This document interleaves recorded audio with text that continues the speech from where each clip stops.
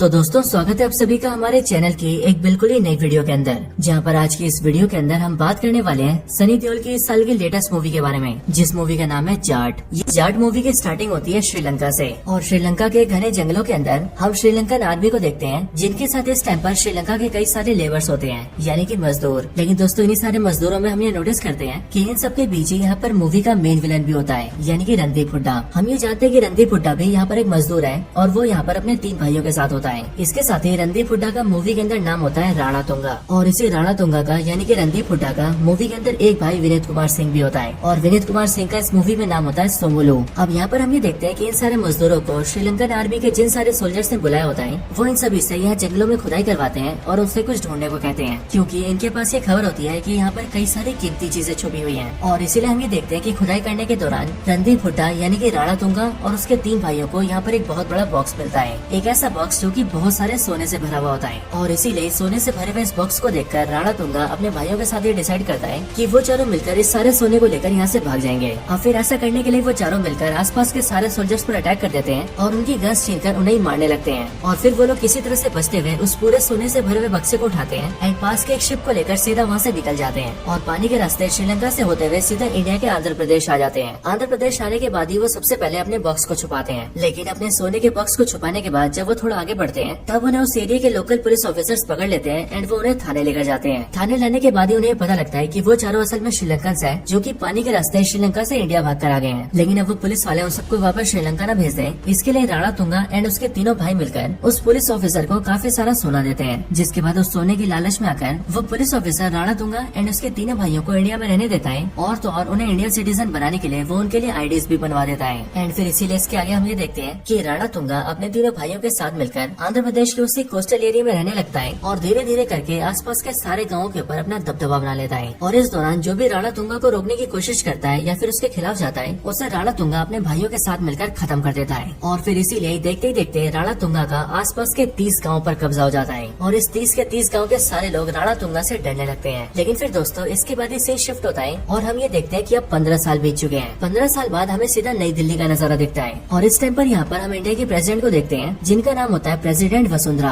हम ये देखते हैं कि प्रेसिडेंट ऑफ इंडिया को जल्दी से उसके ऑफिस बुलाया जाता है, और जब वो ऑफिस आती है तब उसे कुरियर दिया जाता है, और कुरियर उसके हाथों में देते हुए उसे बताया जाता है कि उस कुरियर को उसे जरूर देखना चाहिए। इसके बाद ही प्रेसिडेंट जैसे उस कुरियर को खोलती है, वैसे ही वो देखती है कि उस कुरियर के अंदर कई सारे लोगों के कटे हुए अंगूठे रखे हुए हैं। साथ ही साथ उसके अंदर एक लेटर भी होता है, जिस लेटर को एक 7-8 साल की बच्ची ने लिखा होता है। इसके बाद ही प्रेसिडेंट उस लेटर को पढ़ना स्टार्ट करती है, जिसके बाद उस लेटर को पढ़ के उसे पता लगता है कि ये लेटर आंध्र प्रदेश के कोस्टल एरियाज में रहने वाले एक छोटे से गाँव की एक छोटी सी बच्ची ने लिखा है, जो की लेटर में प्रेसिडेंट से कहती है कि वो और उसका पूरा गांव बहुत बड़ी मुसीबत में है, और उसने अपने स्कूल की बुक्स के अंदर ये पढ़ा था कि प्रेसिडेंट ऑफ इंडिया पूरे इंडिया में सबसे पावरफुल होते हैं, और इसीलिए वो जो चाहे वो कर सकते हैं। एंड इसी वजह से वो प्रेसिडेंट ऑफ इंडिया से ये गुहार लगा रही है कि वो जल्दी से उसके गाँव आए एंड उसके गाँव वालों की हेल्प करें, और प्रेसिडेंट को उसके पूरे गाँव को मुसीबत से निकालना ही होगा। इसके साथ ही इस कुरियर बॉक्स के अंदर उसके गाँव के भाई अपना अंगूठा भेज रहे हैं, और अगर प्रेसिडेंट उनके गाँव के लोगों की हेल्प नहीं करती है तो फिर अब बहुत ही जल्द उसके गाँव के सारे भाई मिलकर अगली बार अपना सर काट कर प्रेसिडेंट को भेजेंगे। अब इस लेटर को पढ़कर प्रेसिडेंट को काफी शौक लगता है, क्योंकि वो देखती है कि इस गांव की बच्ची को प्रॉब्लम तो बहुत बड़ी है, लेकिन इस बच्ची की एंड उसके पूरे गांव की मदद ना तो पुलिस ने की और न ही आंध्र प्रदेश के लोकल गवर्नमेंट ने, और इसी वजह से इस बच्ची को सीधा प्रेसिडेंट से हेल्प मांगनी पड़ रही है। लेकिन इसके साथ ही प्रेसिडेंट ये बात भी समझ जाती है कि उस गाँव के अंदर जो भी कुछ मैटर चल रहा है वो काफी बड़ा मैटर है, और फिर इसीलिए प्रेसिडेंट सीबीआई के एक सीनियर ऑफिसर को बुलाती है, जिसका नाम सत्यमूर्ति होता है, एंड वो सत्यमूर्ति को ये सारी बातें बताती है और उसे स्पेशल पावर्स देकर सीधा उस गाँव जाने को कहती है, ताकि सत्यमूर्ति उस गाँव में जाकर सारी सच्चाई का पता करे और इस सब के बारे में उससे आकर बताए। लेकिन दोस्तों अब इसके बाद इसे शिफ्ट होता है, और हम सीधा उसी गांव को देखते हैं जिस गांव से प्रेसिडेंट को चिट्ठी आई थी।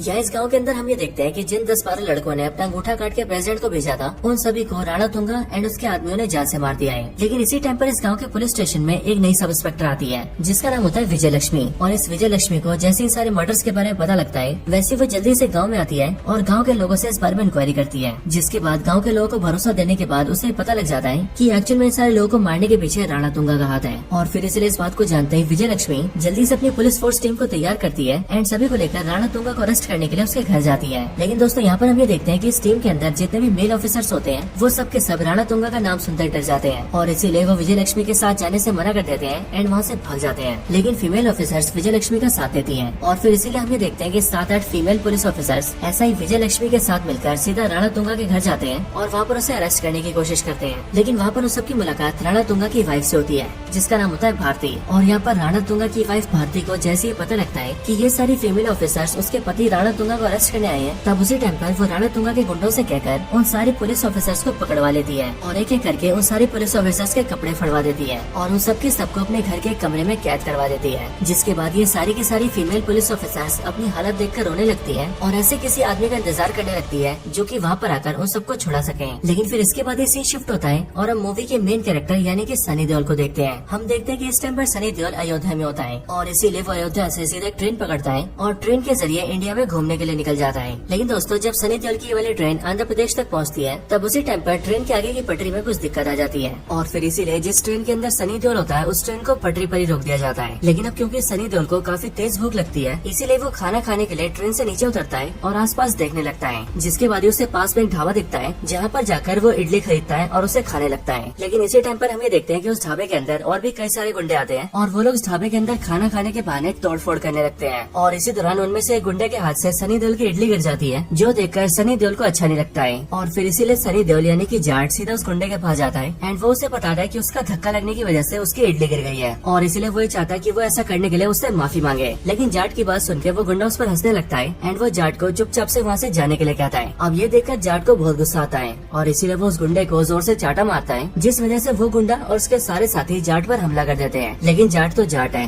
और इसीलिए वो उन सारे गुंडों को पीट देता है और जिसने उसकी इडली गिराई थी उससे माफी मांगने के लिए कहता है। लेकिन वो गुंडा जाट को अपने बॉस की धमकी देता है और वो उससे कहता है कि हमारा बॉस राम सुब्बा रेड्डी है, जो कि बहुत ही खतरनाक और पावरफुल इंसान है। बट ये सुनकर जाट उससे कहता है कि अगर ऐसी बात है तो तेरा बॉस मुझसे सॉरी बोलेगा। और फिर ये बोलने के बाद वो उन सारे गुंडों को उन्हीं की गाड़ी में लोड करता है और सीधा राम सुब्बा रेड्डी के घर जाता है। अब आगे हमें पता लगता है कि राम सुब्बा रेड्डी आसपास का एक लोकल पॉलिटिशियन है जिसकी पूरे एरिया में काफी पावर है। इसके साथ ही जब जाट इसके घर पहुंचता है तब वह देखता है कि इसके घर में पैसों से भरे हुए बहुत सारे बॉक्सेस रखे हैं और उन पैसे के बॉक्सेस को गाड़ियों में लोड करके कहीं पर भेजा जा रहा है। लेकिन इसके बाद ही वो राम सुब्बा रेड्डी के घर में एंटर होता है और राम सुब्बा रेड्डी को उसके गुंडे दिखाकर सारी बात बताता है एंड फिर वो उससे कहता है कि अब वो उससे सॉरी बोलेगा। लेकिन राम सुब्बा रेड्डी को ये देखकर बहुत गुस्सा आता है और इसीलिए वो सॉरी बोलने की बजाय उस पर अपने गुंडे छोड़ देता है। लेकिन जाट राम सुब्बा रेड्डी के भी सारे गुंडों को पीट देता है और उसके बाद ही वो राम सुब्बा रेड्डी को भी मारता है। लेकिन फिर इसके बाद भी राम सुब्बा रेड्डी जाट को सॉरी नहीं बोलता एंड वो उसे अपने बॉस की धमकी देता है और उसके बॉस का नाम होता है सोमोलू। और जैसे कि दोस्तों आपको बताया कि सोमोलू वही बंदा है जो कि रणदीप हुड्डा का यानी कि राणा तुंगा का छोटा भाई है। अब सोमोलू का नाम सुनते ही जाट उससे कहता है कि हम उससे सोमोलू सॉरी बोलेगा और फिर ऐसा करने के लिए वो राम सुब्बा रेड्डी एंड उसके गुंडों को गाड़ी में लोड करता है और उन सबको लेकर सीधा सोमोलू के पास आता है। हम ये देखते हैं कि सोमोलू इस टाइम पर एक सरकारी ऑफिस में होता है जहाँ पर उसने अपने गुंडों के साथ मिलकर उस ऑफिस के सारे ऑफिसर्स को वहाँ पर बिठा रखा होता है और उनसे जबरन फेक स्टैम्प पेपर्स तैयार करवा रहा होता है। साथ ही उन पेपर्स पे नकली स्टैम्प और नकली साइन भी लगवा रहा होता है। लेकिन अगली पल वहाँ पर जाट आता है एंड वो उससे सॉरी कहने के लिए कहता है। लेकिन सबकी तरह सोमोलू भी उस पर हंसता है एंड वो उस पर अटैक कर देता है, जिसके रिस्पॉन्स में जाट उसके भी गुंडों को पीटता है और आखिर में सोमोलू को पीट कर उससे कहता है कि वो जल्दी से उससे सॉरी कह दे। लेकिन इसके बाद ही सोमोलू जाट से कहता है कि उसे पता नहीं है कि उसका भाई कौन है,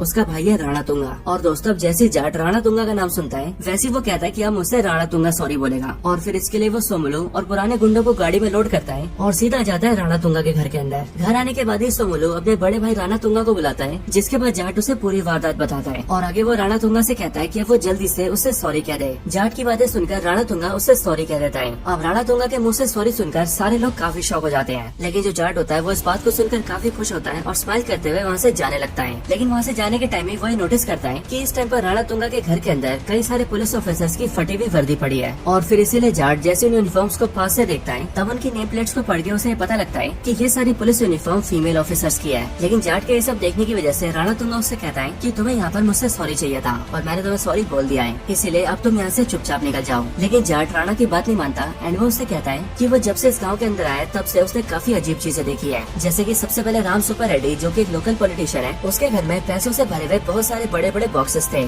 जिन्हें वो कहीं पर भेज रहा था। इसके साथ ही जो सोमोलू था वो भी एक सरकारी ऑफिस के अंदर बहुत सारे फेक स्टैम्प पेपर्स बनवा रहा था और अब यहाँ कर उसने ये देखा है कि यहाँ पर कई सारे फीमेल ऑफिसर्स के कपड़े पड़े हैं एंड इसीलिए ये सब देखकर वो ये समझ चुका है कि यहाँ पर कुछ ना कुछ तो बहुत गड़बड़ है। और इस टाइम पर राणा तुंगा ने अपने घर में कई सारे फीमेल ऑफिसर्स को छुपा कर रखा है। अब ये बोलने के बाद ही जाट उसके घर में खोजबीन करने लगता है, जिसके बाद ही उसे राणा तुंगा के घर के कमरे के अंदर sub inspector Vijay Lakshmi and उसके साथी ऑफिसर्स मिलती है और उनके मिलते ही जाट सबसे पहले उन्हें उनकी यूनिफॉर्म देता है और उन सभी को वहाँ से अपने साथ ले जाने लगता है। जब जाट वहाँ से उन लड़कियों को ले जा रहा होता है तब उस टाइम पर राणा तुंगा उससे कहता है कि अगर वो इन सबको अपने साथ ले जाना चाहता है तो शौक से ले जाए, लेकिन जाने से पहले वो उससे ये बताना चाहता है कि इस गाँव के साथ साथ आसपास के 30 गाँव पर उसका कब्जा है और इसीलिए यहाँ पर सिर्फ उसका राज चलता है। इसीलिए वो जाट से कहता है कि अभी तो वो इन लड़कियों को लेकर जा रहा है, लेकिन आज शाम होते होते वो खुद ही उसके पास आएगा एंड गिड़गिड़ाते हुए उससे जान की भीख मांगेगा। लेकिन जाट उसकी बात को इग्नोर करता है एंड वो लड़कियों को लेकर वहाँ से चला जाता है। अब जाट और लड़कियों के जाने के बाद ही राणा तुंगा की मदर उससे पूछती है कि उस आदमी ने उसके छोटे भाई सोमुलू को बहुत बुरी तरह से मारा था, सो इसीलिए ये सब होने के बाद भी राणा तुंगा ने उसे यहाँ से जिंदा क्यों जाने दिया। अपनी मदर की बात सुनकर राणा तुंगा उनसे कहता है कि इस आदमी ने मेरे छोटे भाई को सबके सामने मारा था और इसीलिए अगर मैं इसे घर के अंदर मारता तो बाहर दुनिया को इसकी मौत के बारे में कुछ भी पता नहीं लगता, और इसीलिए मैं पहले तो इसे इसके घुटनों पर लेकर आऊंगा एंड फिर उसके बाद इसे सबके सामने मारूंगा ताकि पूरी दुनिया को पता चल सके कि मेरे छोटे भाई पर हाथ उठाने का क्या अंजाम होता है। बाकी दोस्तों, अगर आप लोग यहाँ पर ये सोच रहे हैं कि राणा तुंगा श्रीलंका से इंडिया तो अपने 3 भाइयों के साथ आया था, तो फिर यहाँ पर उसकी वाइफ एंड उसकी मदर कहाँ से आ गई? तो इसके लिए दोस्तों मैं आपको बता दूं कि जब राणा तुंगा ने धीरे धीरे करके इंडिया में सेटल होना स्टार्ट किया और आसपास के सारे गाँव पर अपना राज जमाया, तब उसके बाद ही उसने अपनी पावर्स का इस्तेमाल करके अपनी मदर एंड अपनी वाइफ को श्रीलंका से इंडिया बुला लिया और फिर उसके बाद से वो उन्हें भी अपने साथ रखने लगा। अब दोस्तों इसके बाद ही हम ये देखते हैं कि जैसे जाट सारी लड़कियों को लेकर बाहर निकलता है, वैसे कुछ दूर जाने के बाद ही उस पर राणा तुंगा के गुंडे हमला कर देते हैं और वैसे उस हमले के अंदर जाट उन सबको बीट तो कर देता है, लेकिन उसी अटैक की वजह से एक लड़की बहुत ज्यादा घायल हो जाती है और फिर इसीलिए उस लड़की का इलाज करने के लिए वो लोग उसे गाँव के अंदर ले जाते हैं और गाँव वालों से मदद मांगते हैं। लेकिन गाँव के अंदर आने के बाद वो लोग ये देखते हैं कि जिस गाँव के पास से वो लोग गुजर रहते हैं वो पूरा गाँव खाली है और उस पूरे गाँव के अंदर एक भी आदमी नहीं है। लेकिन तभी कुछ टाइम बाद उस गाँव से एक अम्मा बाहर आती है और वो उस लड़की के लिए पानी लेकर आती है, लेकिन वो लड़की पानी पीने से पहले ही मर जाती है और इसीलिए ये देखकर सारी लड़कियां और जाट सभी को बहुत दुख होता है। लेकिन फिर इसके बाद ही जाट के मन में सवाल उठता है और फिर इसीलिए वो ऐसा ही विजय लक्ष्मी से कहता है कि तुम मुझे बताओ कि आखिरकार यहाँ पर चल क्या रहा है, आखिरकार ये पूरा का पूरा गाँव खाली क्यों है और आखिर तुम इन लड़कियों के साथ मिलकर राणा तुंगा को अरेस्ट करने क्यों गई थी। ये सब सुन के विजय लक्ष्मी जाट को पूरी स्टोरी बताना स्टार्ट करती है। वो जाट को बताती है कि राणा तुंगा यहाँ का बहुत बड़ा गुंडा है और उसने आसपास के 30 गाँव पर अपना कब्जा कर रखा है और इन सारे गाँव वालों के ऊपर वो बहुत ज्यादा जुल्म करता है और ये सब करने से उसे यहाँ की ना तो पुलिस रोकती है न ही सरकार। लेकिन अभी बीते कुछ सालों से उन लोगों ने नोटिस किया था कि राणा तुंगा यहाँ आसपास के गांव के बहुत सारे लोगों को मारने लगा था और उस सारे गांव वालों की लाशें हमें गांव के अलग अलग हिस्सों में मिलती थी और इसी तरह से उसने कल के दिन भी 10-12 जवान लड़कों को मार दिया और उनके सर काट दिए। लेकिन मैंने उनके परिवार वालों को भरोसा दिलाया कि मैं उन्हें इंसाफ दिलाऊंगी और इसीलिए उन लोगों ने गवाही दी कि ये सब राणा तुंगा ने किया है एंड इसीलिए मैं अपनी टीम लेकर उसे अरेस्ट करने गई थी। लेकिन जब मैं उसे अरेस्ट करने उसके घर पहुंची तब उसकी वाइफ ने हमें कैप्चर कर लिया, हम सबकी सारी यूनिफॉर्म फाड़ दी और राणा तुंगा के गुंडों से हमारे साथ बहुत गलत काम करवाए। लेकिन ये सब करने के बाद ही राणा तुंगा की वाइफ हमसे मिलने आई और फिर उस टाइम पर उसने हमें एक बहुत ही बड़ी बात बताई,